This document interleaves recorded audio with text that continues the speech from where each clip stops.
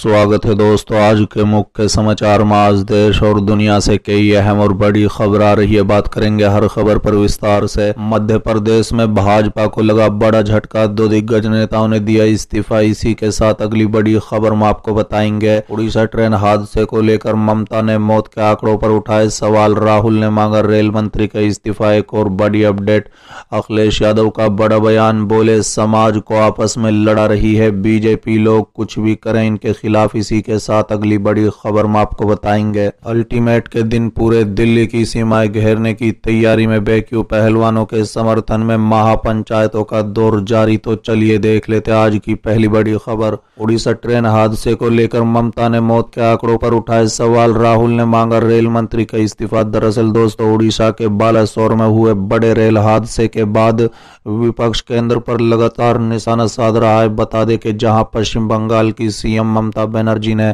Press conference कर मौत के आंकड़ों पर सवाल उठाए हैं, तो वहीं कांग्रेस नेता राहुल और प्रियंका गांधी ने भी रेल मंत्री को लेकर सरकार को घेरा है। बता दें कि राहुल ने ट्वीट किया है कि 270 से ज्यादा मौतों के बाद भी कोई जवाबदेही नहीं है। मोदी सरकार इतनी दर्दनाक दुर्घटना की जिम्मेदारी लेने से भाग नहीं सकती।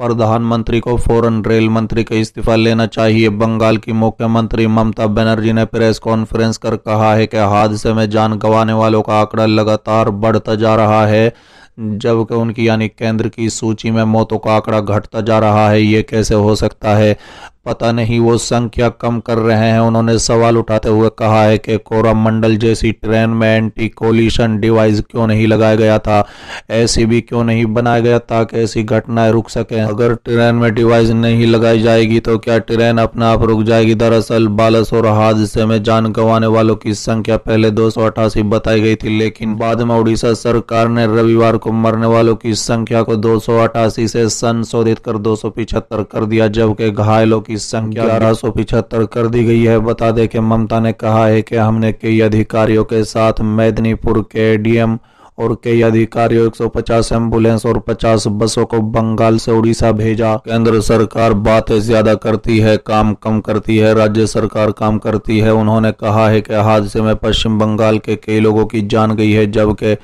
कई लोग घायल हैं। ममता ने कहा है कि बंगाल के 62 लोगों की मौत हुई है, जबकि 182 लोगों की अभी तक पहचान नहीं हो पाई है। अभी तो अनारक्षित यात्रियों की सूची भी नहीं मिली है। यहाँ पश्चिम बंगाल में 73 लोग अस्पताल में भर्ती हैं। 56 लोगों को अस्पताल से छुट्टी मिल चुकी है। मॉनिटरिंग सेल 24 घंटे चालू है। हम उड़ीसा से लगभग 700 लोगों को वापस लाए हैं। बंगाल की सीएम ने कहा है कि जब मैं रेल मंत्री थी तो पीड़ित परिवार को नौकरी दी गई थी। हमने जगह जगह टक्कर रोधी उपकरण लगाए थे। हमारे समय में 400 मानव रहित क्रॉसिंग को मानव युक्त में बदल दिया गया था।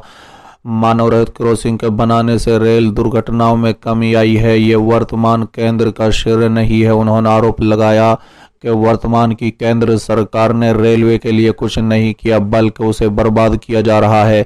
हमने मृतक परिवार के लिए 5 लाख और गंभीर घायलों के लिए 1 लाख और घायलों के लिए 25,000 रुपए के सहित राशि की घोषणा की। साथ ही ममता ने कहा है कि बीजेपी मुझे कहने के लिए मजबूर कर रही है। हालांकि मैंने सोचा था कि मैं राजनीति नहीं करूंगी, लेकिन गलत सूचना फैलाई जा रही है। इसे पता नहीं कौन फैला रहा है, बीजेपी या सरकार, पता नहीं ये काम कौन कर रहा है। ममता ने यह भी कहा है कि रेल मंत्री के रूप में उनके कार्यकाल के दौरान की गई पहलों से दुर्घटनाओं में कमी आई है। उन्होंने खुद को रेल मंत्री रहते हुए दुर्घटनाओं का विवरण देते हुए कहा है कि मालवीय द्वारा दिखाए गए नंबर झूठे हैं। चलिए अगली खबर। मध्य प्रदेश में लगा भाजपा को बड़ा झटका, 2 दिग्गज नेताओं ने दिया इस्तीफा। दरअसल दोस्तों, चुनावी साल में भारतीय जनता पार्टी को बड़ा झटका लगा है। ग्वालियर में पार्टी के 2 दिग्गज नेताओं ने इस्तीफा दे दिया है। बता दें कि भाजपा के पूर्व संभागीय मीडिया प्रभारी सुबेद दुबे और किसान मोर्चा प्रदेश कार्य समिति सदस्य सतेंद्र सिंह गुर्जर ने पार्टी की प्राथमिक सदस्यता से इस्तीफा दे दिया है। बता दें कि दरअसल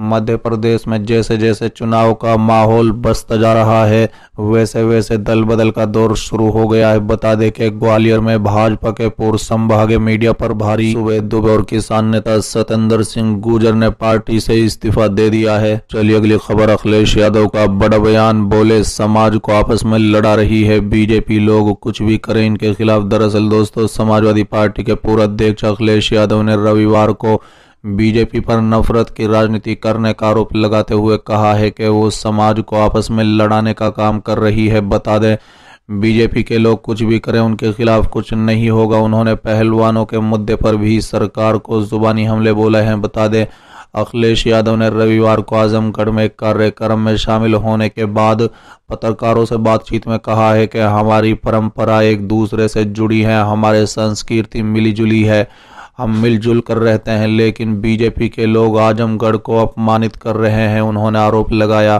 कि मुख्यमंत्री योगी के आजमगढ़ के साड़ी कारोबारी और बुनकरों की समस्याओं से कोई मतलब नहीं है, उनकी समस्याओं का समाधान से कोई लेना देना नहीं है। बता दें, सपा प्रमुख ने कहा है कि समाजवादी सरकार में हमने बुनकरों के लिए मुबारकपुर में एक साथ बनाया जिससे बुनकर भाई अपना कारोबार बढ़ा सके। भदोही में हमने कारपेट बाजार बनाए, लखनऊ के शिल्पग्राम में शाम अवध बुनकरों का बाजार बनाया। उन्होंने कहा है कि इसी तरह से नोएडा में बुनकर भाइयों को सबसे कीमती जमीन दी थी, बुनकर बाजार बनाया जिससे उनकी मदद हो, लेकिन बीजेपी सरकार ने बुनकरों से बिजली की रियायत छीन ली है। अखिलेश यादव ने कहा है कि मुख्यमंत्री को आजमगढ़ में आकर किसी की परेशानी और समस्या याद नहीं रहती, वो आजमगढ़ को बदनाम करते हैं, वो आजमगढ़ को अपराध से जोड़कर नर्सरी बताते हैं, लेकिन उन्होंने अपने मुकदमे याद नहीं रहते। उन्होंने ये भी आरोप लगाया कि बीजेपी भेदभाव करती है, बीजेपी के नेता चाहे जितनी गुंडई बदमाशी करे उन पर कार्रवाई नहीं होती है। बीजेपी सरकार में उनकी पार्टी के लोगों के 100 खून माफ हैं, वहीं गरीब, पिछड़ा, मुसलमान और समाजवादी लोगों पर बुलडोजर चलाया जाता है। चलिए अगली खबर। अल्टीमेट के दिन पूरे दिल्ली की सीमाएं घेरने की तैयारी में बेक्यू पहलवानों के समर्थन में महापंचायतों का दौर जारी। दरअसल दोस्तों, पहलवानों और भारतीय कुश्ती महासंघ के अध्यक्ष रहे बृजभूषण शरण सिंह के बीच चल रही रार अभी खत्म नहीं हुई है। पहलवानों के समर्थन में महापंचायतों का दौर जारी है। बता दें कि पहलवानों के समर्थन में किसान नेताओं के साथ साथ ख्वाब भी आ गई है। बता दें कि 28 मई के दिन जंतर मंतर पर पहलवानों के खिलाफ हुई पुलिस कार्रवाई को लेकर रोष है। खास तौर पर महिला पहलवानों के साथ की गई सख्ती को के साथ हुई बदसलूकी के तौर पर देखा गया। किसान और ख्वाब इसे लेकर सरकार का विरोध कर रहे हैं, वहीं अलग अलग महापंचायतें करके विचार कर रहे हैं कि क्या रणनीति बनाई जाए। बता दें, उधर रविवार को भारतीय किसान यूनियन ने चेताया है कि वो 5 जून से दिल्ली की सीमाओं का घेराव करेंगे। असल में 28 मई की घटना के बाद पहलवान हरिद्वार पहुंचे थे, जहां वो अपनी जीते हुए पदकों को गंगा में बहाने वाले थे। इस दौरान किसान नेता नरेश टिकैत और राकेश टिकैत ने वहां पहुंचकर पहलवानों को इसे करने से रोका था और खुद उनके इस मेडल को उनसे ले लिए थे। बता दें, इसी के साथ उन्होंने सरकार को 5 दिन का अल्टीमेट दिया था, जिसका आज आखिरी दिन है। बेक्यू ने चेतावनी दी है कि पहलवानों को न्याय नहीं मिला तो वहीं वो दिल्ली की सीमाओं का घेराव करेंगे।